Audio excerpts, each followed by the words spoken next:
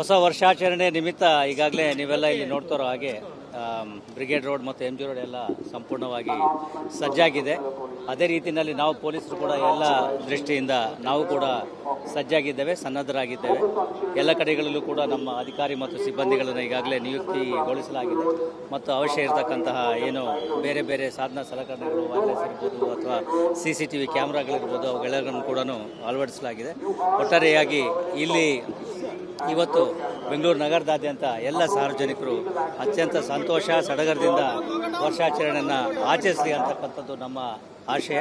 ಆದರೆ ಒಂದೇ ಒಂದು ಅಂಶ ಅಂತಂದರೆ ಈ ಹೊಸ ವರ್ಷಾಚರಣೆ ಏನಿದೆ ಅದು ಕಾನೂನಿನ ಚೌಕಟ್ಟಿನ ಅಡಿಯಲ್ಲಿರಲಿ ಮತ್ತು ಬೇರೆಯವರಿಗೆ ತೊಂದರೆ ಆಗದ ರೀತಿಯಲ್ಲಿ ನೀವು ಸೆಲೆಬ್ರೇಟ್ ಮಾಡಬೇಕು ಅಂತೇಳಿ ಕೇಳ್ಕೊಳ್ತೇವೆ. ಜೊತೆಗೆ ಪೊಲೀಸ್ ಇಲಾಖೆಯಿಂದ ಕೊಟ್ಟಿರ್ತಕ್ಕಂಥ ಏನು ಮಾರ್ಗಸೂಚಿಗಳು ಅಥವಾ ಸಲಹೆಗಳಿದ್ದಾವೆ ಅವುಗಳನ್ನು ಸ್ವಲ್ಪ ಪಾಲನೆ ಮಾಡಿದ್ರೆ ಎಲ್ರಿಗೂ ಕೂಡ ಅನುಕೂಲ ಆಗ್ತದೆ.